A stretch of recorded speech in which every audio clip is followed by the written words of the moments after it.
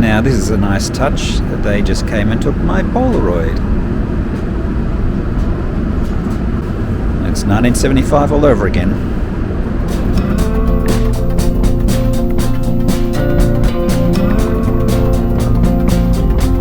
And good morning again, friends. I'm here at Dubai Airport. I'm in the Emirates Business Lounge on Concourse A, which is far less hectic than the Emirates Lounge on Concourse B that I went to about 3 days ago. So today I am travelling through to Melbourne on the Emirates A380, flying premium economy. Now I've already come through this morning from Muscat. It was an early flight, a 4:40 a.m. departure, which means I set my alarm at the hotel at 2:15 a.m. So it's now 6 a.m, so it's already been a pretty long day. And I've got about a 4-hour transit time here. Flight leaves sometime after 10 o'clock.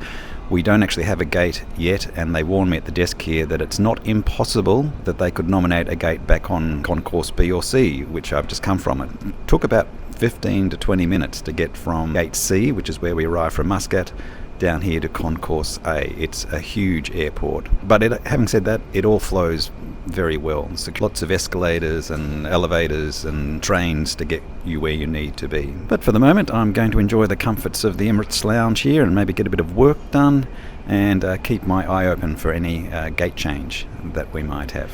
Fortunately, there wasn't any gate change and I was able to board the flight directly from the Emirates Business Lounge. Premium economy is on the lower level and uses the first aero bridge, separate from the other economy passengers.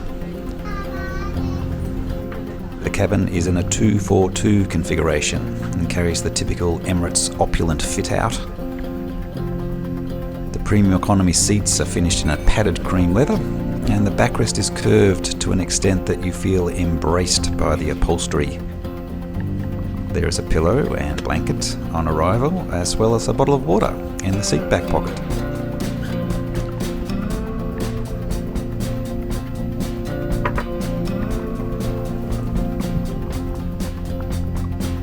The cabin is at the front of the lower level, and the only people with seats further forward are the flight crew.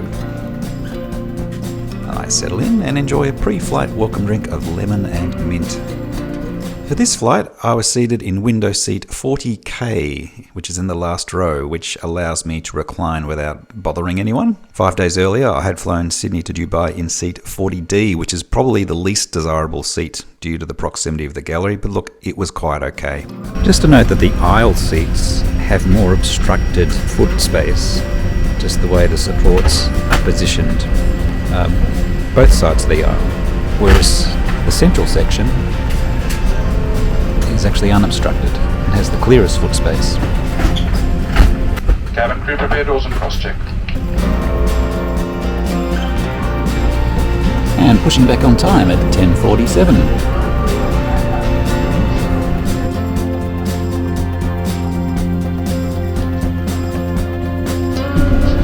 And a hot towel offered just as we push back.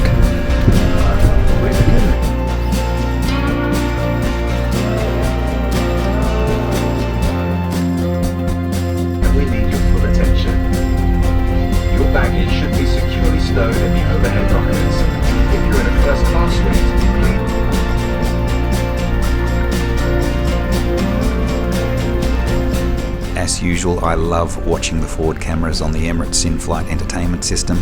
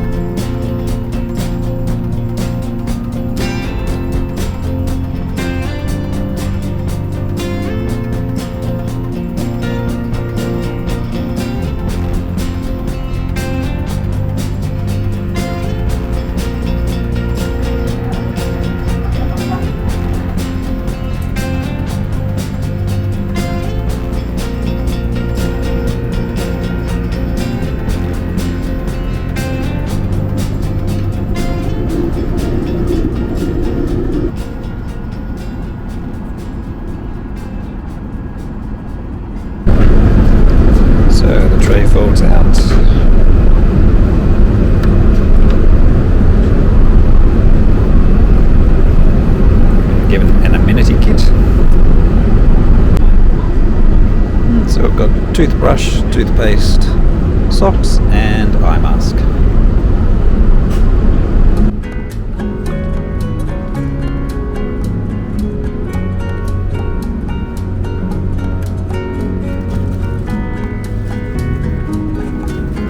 The standard Emirates headphones are okay, but I prefer to use my own. There are USB A and C charging ports, and you can plug your headphone into a jack below the screen or at the front of the armrest. And there's also a universal power point to share with your neighbour. Emirates have an extensive in-flight entertainment selection, and you can save your selections to a favourites list as you preview the menu. Now the seat has both a calf rest and a foot port. Seat recline is better than economy, but you are in no way getting a business class style seat.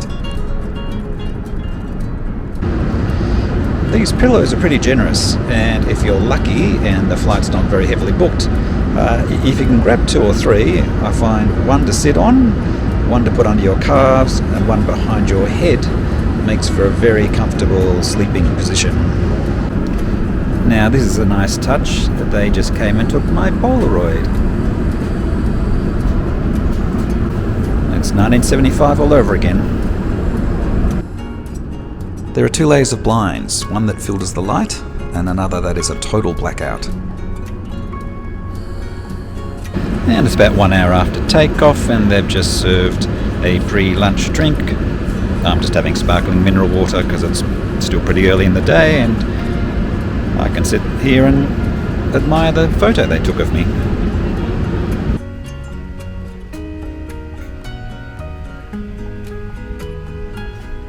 The menu offers a choice of 2 mains for each meal.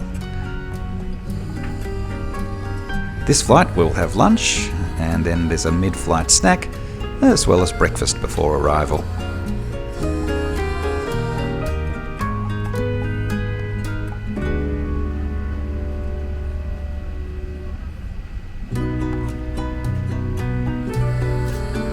Well, lunch has arrived, and according to the menu, we have orzo salad, pasta with vegetables, bocconcini and pesto, and then there was a choice of butter chicken and roasted salmon fillets. And so I have the roasted salmon fillet, which is served with dill cream sauce, saffron basmati rice and stir-fried vegetables. And then to finish, we have assorted profiteroles, vanilla dark and white chocolate garnished with biscuit crumbs, and there was a choice of bread as well. So there's bread and cheese and crackers, and hidden away there a little pat of butter for your bread. And I've chosen to accompany it with a glass of Domaine Chandon sparkling wine. And it's nice to have some proper cutlery as well.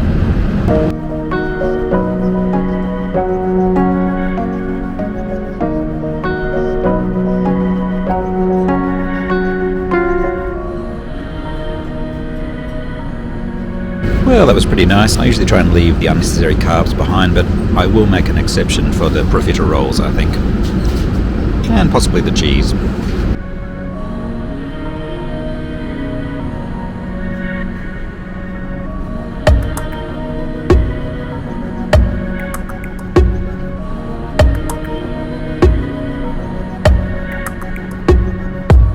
And a cup of tea to finish off, served in a paper cup, which is a bit incongruous with the rest of the presentation, but why not?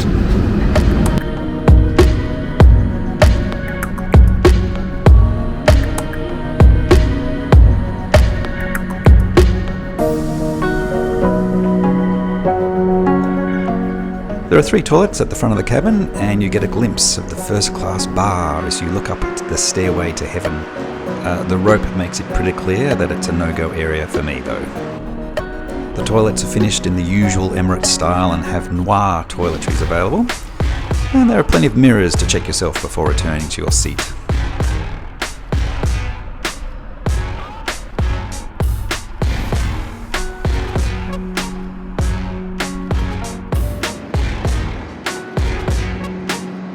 Well, we're about 6 hours in with 7 hours to go, so it's half time.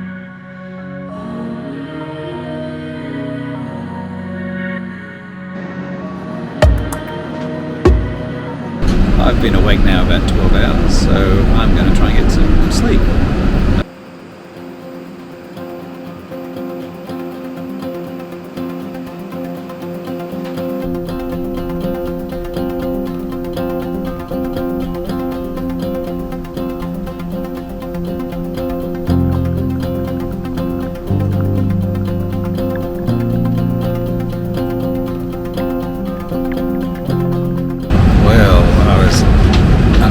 Sleep when they just woke me, served me breakfast for about an hour and a half, hour and 3/4 out of Melbourne. So it's time for breakfast. And everything's very pink because of the morning sunrise lighting that appears. Maybe I can turn the light on here. Oh, there we are. There we go. Omelette. Mushrooms and potatoes, granola and yogurt, and mixed fruit with a cup of tea. Well, I have to say I was in a very deep sleep. It's not a very nice feeling being woken up, but I might try and get one last hour of sleep before we land in Melbourne at 6:45 a.m.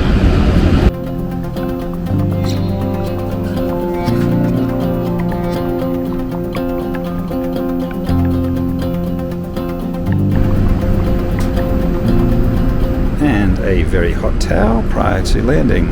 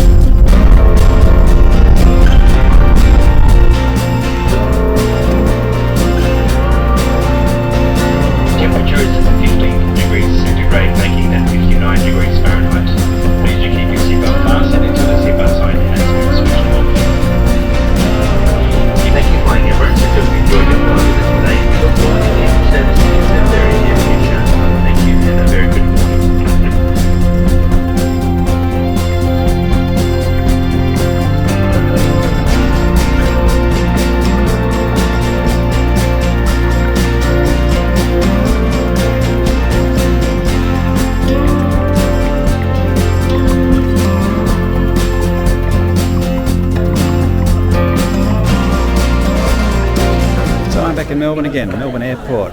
So Emirates Premium Economy, I have to say, is a premium economy experience. Certainly just a step up from Singapore Airlines Premium Economy and Qantas Premium Economy.